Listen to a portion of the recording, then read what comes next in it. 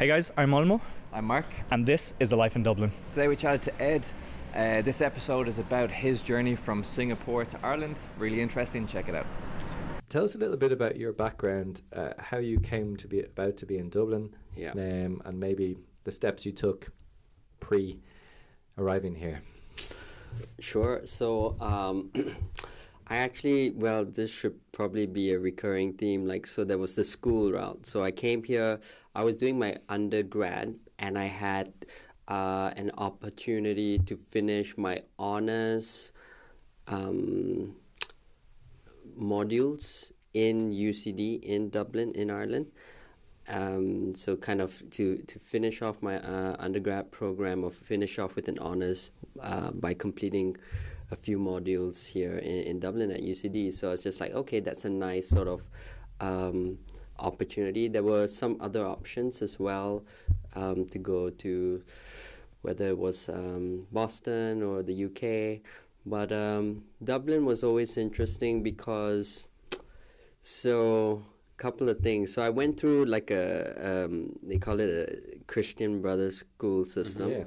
And very familiar with that here in this country. Yeah, exactly right. And almost an export with the brothers, actually, which we could probably talk about later on, because I was surprised. I found out the reaction here as opposed to how it's viewed over there. Interesting. So primary school and then secondary school. Secondary school's a school called St. Patrick's School, founded by an Irish brother. And so there was always this connection with Ireland. And of course, my dad is Catholic, and in his parish church, there were priests, and there was an Irish priest. He was the you could consider the family's parish priest. Yeah. And he lived in Raheny, I believe, previously, but that was like the 1950s or something, right? Wow. And then he came to sunny Singapore, and he only went back. He used to come back only to speak to visit his sister, who was still living here. Everyone else, all the other brothers, became priests and were in all corners of the world. So he always talked about Dublin. It's like, yeah, it's a great place. And then, he always say stuff like, good man. And it's like, okay, that's like, when you arrive here, like, okay, people, that's a, good man. It was just like, okay, I think this makes a lot of sense. So anyway, fast forward, I came here for the semester, had a great time, finished up university, and did a bit of a Euro trip, but I thought that was it, right? So I was like, okay, it's time to kind of pack up, go home, and that's it. So that's what I did. I packed up, I left Dublin, went back home, and then and that's when I started to look for different roles, and I got linked up to this opportunity in Italy, in Rome, and it was for innovation consulting and fundraising for technology startups. So it was kind of like an entry role. It was like a feeler role sort of thing, which with the opportunity of sort of growing the company. They were like a young startup style consultancy. Interviewed with them, and so I got offered the role, and I said, like, okay, why not? Maybe that's an opportunity there. So basically, they had a London office, they had a Rome office, they wanted to expand, and they said, let's think of a third place to go within Europe. And then there's a lot of discussion, and it's like, okay, did you guys think about Dublin? I know this was they thought about this before, but it was kind of like, yeah, Dublin could be a great opportunity. It's of course, it's you can access the talent here. A lot of university kids are coming out from the universities here, English speaking, of course, part of the EU. It's easy to hop over to the UK, to London as well, and then there's also it's a cultural connection, if you want to call it, with let's say the East Coast of the US as well, if like Boston and stuff. So it seemed, and of course the big tech companies here, the tech ecosystem. It's like, okay, so again, fast forward, ended up moving back here to help set up the office here with the manager and 2 other colleagues. So it was the 4 of us kind of building up the office, and that was 2016, and then I was back, and then I've been here since then. So kind of a bit of a roundabout way, but I didn't leave from that point. How have you seen yourself change since you've been here for such a prolonged period of time? I mean, obviously, when you were going through college, you went to Ireland for uni, then you did your Euro trip, you came back to Rome, and then you got the chance back in Ireland. Yeah. With all, there was a lot of turbulence, I guess, in those years, the education years. When you settled into Ireland, you've been here 6 years now, I guess. Yeah. So it's like, how have you matured since you've been here? Yeah, it's a really different environment, right? So of course, like everyone talks about how people are very welcoming here and friendly. So you feel that. I remember the first times, I mean, I'm sure a lot of people have this sort of story. So I was going to stay at a friend's place the first time I came, and then I was trying to ask for directions, and I was trying to pull out notes to pay the drive. And then it's like, hey, you know what, you're grand, okay, use your money to buy a coffee, welcome. And no way. For real. I'm like, wow. Really? And it's like, yeah, just save your money, get yourself a coffee and welcome. Because I was okay, how do I get to Clontarf? And okay, how much is the fare? I had this big backpack, and then, it was just wow, that's so nice. Just waved me in. And then it was just so there was always this sense of warmth and friendliness in the place and the people. I live with my partner Samantha. She's also from Singapore. She came to Ireland to do her master's in 2016 as well. She's working in an art gallery near the Guinness Storehouse. And she enjoys her life here a lot. And so it's always either one of us will get asked this question or both of us together, and it's okay, it's a joint decision. I would we always say we still enjoy it right now. Things are working right now. I think we're going to roll with that. Of course, we've had these big conversations, where do you settle down? Family back home, just okay, did you have your fun yet? Did you your time away? It's time. Maybe it's time to come home. Okay. We live in Stoneybatter. It's a really nice place. We've been here a couple of years. You have a nice job. I'm working on things I like. We have a nice routine. We have friends here. We have a life here. It's an interesting point. Maybe you feel at home here, but it's not home because your family aren't here. Or is that not something that comes into your head? A little bit sometimes. I think when Sam and I have these conversations, for example, if we were to say set up a life here, and we build our lives around each other and then our friends and stuff, that works, but we'll just be away from family, and I mean that's the trade-off. So whether the events or milestones or things happening there, you're gonna miss some of it. Yeah. Well, a lot of it, and that's been happening for the years that we've been away. And even the idea of, let's say, if we started a family, we had a kid or something, or even a dog or anything, if you had a family or someone to rely on, that helps to big time. Yeah, it gives you a sense of comfort of feeling okay, you've got your family around. One night a week babysitting. Yeah. Right? And if we did it out here, it can feel a little bit isolating. It's like, sure, we have our friends, but they have their lives too. You can't just like, hey, do you mind? I mean, like, sure, I think to be nice and stuff, but it still feels like it's not the same. I don't know if that makes sense. Your family have to like you. Your friends don't have to like you. That kind of thing. Your family like They have to support you. They don't have to like you. Yeah, true. Yeah. Kind of changing the topic a little bit. You seem to have a nice group of friends here.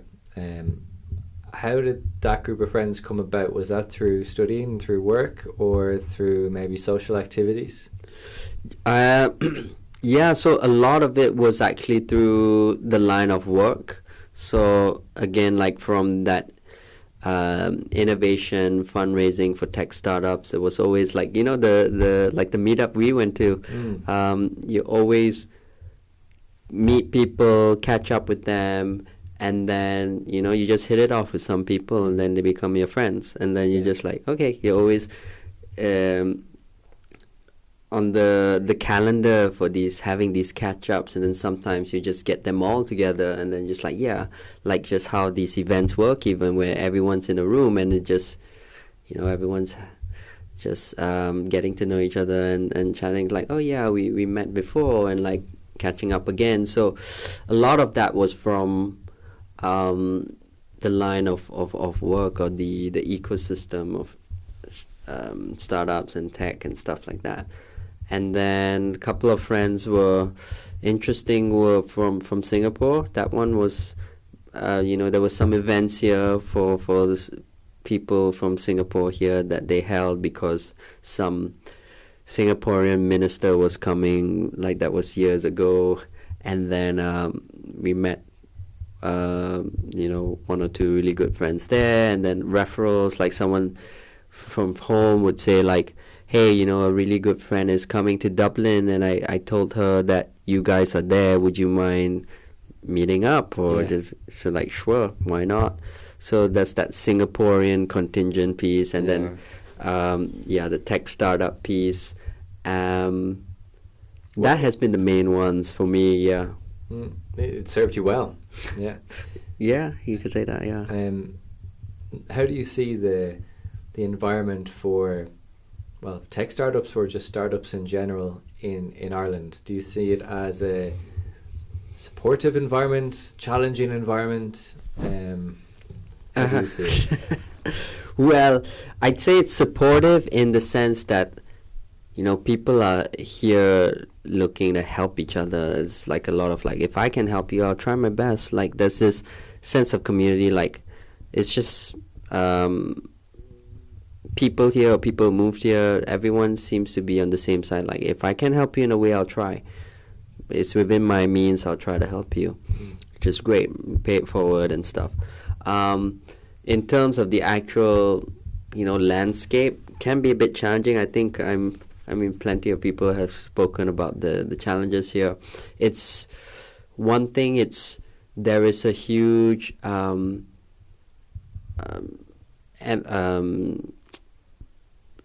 direction or steer, or a big part played by the state in terms of, there's a local enterprise office and Enterprise Ireland. There's almost like a track and a funnel for if you wanted to start a company, a tech company in particular, in Ireland. And there's these standard steps where you go, you just like feasibility at the Leo, and then you go, it's like, okay, maybe next step, new frontiers, you should look at a phase 1, and then you try to go for phase 2, and then you look at a competitive start fund, like there was this track, and it seems like that's your best bet. Like this was everyone, you're funneled in that way because this is the route, go for it, because the state plays such a big role in that. So there are pros and cons to that. Pros is like, sure, there's huge support from the state. The cons is like, then if you fall by the wayside, if you're not on that track, then it's a lot harder for you to. Did you go to New Frontiers phase 2? Yeah. Why not? Yeah. Did you get in? No. Okay. Did you access CSF? Oh, no. Why not? Did you go to high potential startups, HPSU? No. Why not? Okay. It's almost like, and even the private investments revolve around that in some degree. So it's not impossible to not go down that path and be successful. You might, if you're looking to raise money, you might know a wealthy uncle or something, and that might work out for you. Or the angels and stuff like that. So there are ways. It's just that the most common path is this state path, and there are pros and cons to that. Yeah, big time. One of our listeners asked me to or us to ask this question, and we often talk positively in a sense about Dublin and Ireland, and we often talk positively as well. And the guy who wrote me the question is like, listen, I love Dublin, but there are some aspects of it that I don't like, and I'd like to see maybe if other people have that kind of feeling towards Dublin as well. Is there any aspect of Dublin that you really just don't like? Well, I guess I brought up the housing piece. Yeah. I think I've been lucky in a sense that we've managed to stay in Stoneybatter for the past couple of years. But I mean, we've faced firsthand the issues of, renting and landlords who were trying to make a quick buck. So we were living in Pittsburgh before, and the landlord said, like, we want to do refurbishments on the bathroom, so you guys have to leave. And then we're like, okay, so we had to find a new place, and then thankfully we found this Stoneybatter place. Of course, the rent was a lot more by that point. This was 2017. And but